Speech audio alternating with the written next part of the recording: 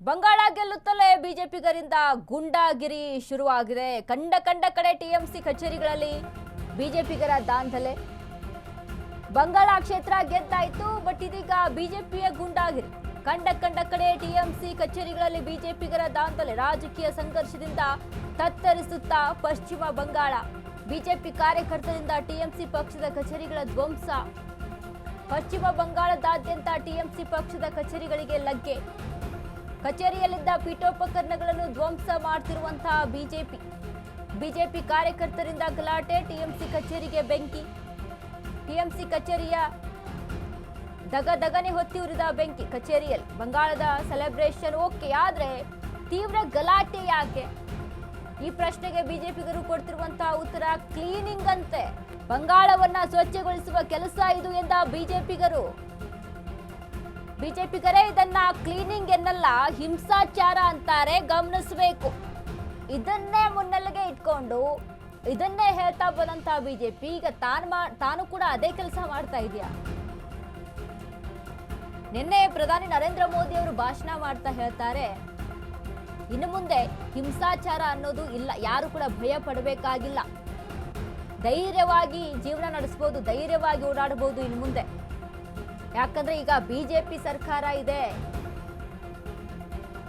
ಪ್ರಧಾನಿ ನರೇಂದ್ರ ಮೋದಿ ಅವರು ಭಾಷಣ ಮಾಡ್ತಾ ಇದ್ದಂತ ಸಂದರ್ಭದಲ್ಲಿ ಹೇಳಿದ್ದಾರೆ ನಿನ್ನೆ.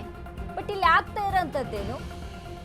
ಟಿಎಂಸಿ ಕಚೇರಿಗಳಿಗೆ ಹಾನಿ ಆಗ್ತಾ ಇದೆ, ಹಿಂಸಾಚಾರ ನಡೀತಾ ಇದೆ. ಅದೇ ವರ್ಷನೇ ಯಾಕೆ ಇವರು ಮಾಡ್ತಾ ಇದ್ದಾರೆ? ಇಷ್ಟು ದಿನದ ಸೇಡ ಇದು. ನರೇಂದ್ರ ಮೋದಿ ಅವರು ಹೇಳ್ತಾರೆ, ಇಲ್ಲಿ ಯಾವುದೇ ರೀತಿಯಾದಂಥ ಸೇಡು ಬೇಡ, ಇಲ್ಲಿ ಬದಲಾವಣೆ ಆಗಬೇಕು, ಅದು ಮಾತ್ರ ಸಾಕು.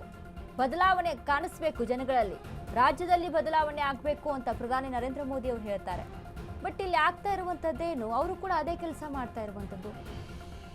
ಯಾಕಂದ್ರೆ ಈ ಹಿಂದೆ ದೀದಿ ಆಡಳಿತ ಇದ್ದಂಥ ಸಂದರ್ಭದಲ್ಲಿ, ಟಿಎಂಸಿ ಆಡಳಿತದಲ್ಲಿ ಇದ್ದಂಥ ಸಂದರ್ಭದಲ್ಲಿ ಏನೇನೆಲ್ಲ ಅನುಭವಿಸಿದ್ರಲ್ಲ ಅಲ್ಲಿದ್ದಂಥ ಕಷ್ಟವನ್ನ ಸ್ಥಳೀಯವಾಗಿ, ಒಂದು ವೇಳೆ ಏನಾದರೂ ಟಿಎಂಸಿ ಅಧಿಕಾರಕ್ಕೆ ಬಂತು ಅಂದರೆ ಯಾರು ಬಿಜೆಪಿ ಪರ ಅಲ್ಲಿ ಪ್ರಚಾರ ಮಾಡಿರ್ತಾರೆ ಅಲ್ವಾ, ಅವ್ರ ಮನೆಗೆ ಹೋಗಿ ಹಿಂಸಾಚಾರದ ರೀತಿಯಲ್ಲಿ ಒಂದು ಫ್ಲ್ಯಾಗ್ ಹಾಕೋ ಹಾಗಿಲ್ಲ, ಎಲೆಕ್ಷನ್ ಸಮಯದಲ್ಲಿ ಒಂದು ಪ್ರಚಾರ ಮಾಡುವಂತಿರೋದಿಲ್ಲ. ಮಾಡಿದ್ರೆ ಒಂದು ವೇಳೆ ಕಳೆದ ಬಾರಿ ನಾವು ಕಳೆದ ಬಾರಿ ಎಲೆಕ್ಷನ್ ಅಲ್ಲಿ ನಾವು ಗಮನಿಸಿ ನೋಡಿದಾಗ ಯಾರು ಬಿಜೆಪಿ ಪರ ಪ್ರಚಾರ ಮಾಡಿದ್ರಲ್ವಾ, ಅದರಲ್ಲಿ 68 ಜನ ಸಾವನ್ನಪ್ಪಿದ್ದಾರೆ. 68 ಜನ ಸಾವನ್ನಪ್ಪಿದ್ದಾರೆ. ಅಂದ್ರೆ ಯಾವ ರೀತಿಯ ಹಿಂಸಾಚಾರ ಇತ್ತು, ಒಂದು ಪ್ರಚಾರ ಮಾಡೋಕ್ಕೂ ಕೂಡ ಜನ ಭಯ ಪಡ್ತಿದ್ರು. ಇದೇ ನರೇಂದ್ರ ಮೋದಿ ಅವರು ಹೇಳಿದ್ರು ಇನ್ನು ಮುಂದೆ ಹಿಂಸಾಚಾರ ಇಲ್ಲ ಅಂತ. ಬಟ್ ಈಗ ಆಗ್ತಾ ಇರುವಂತದ್ದೇನು? ಬಿಜೆಪಿ ಏನ್ ಕೆಲಸ ಮಾಡ್ತಾ ಇದೆ, ಅದೇ ಕೆಲಸವನ್ನ ಮಾಡ್ತಾ ಇದೆ ಅಲ್ವಾ. ಇದಕ್ಕೆ ಪ್ರಧಾನಿ ನರೇಂದ್ರ ಮೋದಿ ಅವರು ಏನ್ ಹೇಳ್ತಾರೆ, ಏನ್ ಸಮರ್ಥನೆಯನ್ನ ಕೊಡ್ತಾರೆ?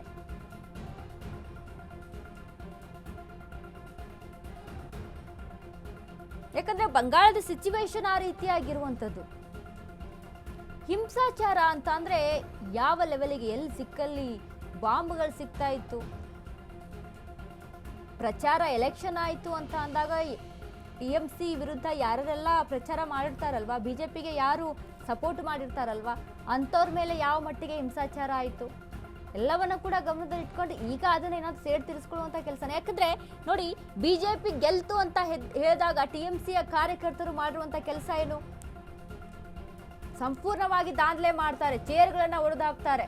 ನಾವು ನೆನ್ನೆ ಗಮನಿಸಿದ್ವಿ ಯಾವ ರೀತಿಯಾಗಿ ಅಲ್ಲಿ ಹಿಂಸಾಚಾರ ಆಯಿತು ಅಂತ. ಈಗ ಅದನ್ನ ಇಲ್ಲಿ ಬಿಜೆಪಿ ರಿಪೀಟ್ ಮಾಡ್ತಾ ಇರುವಂತದ್ದು.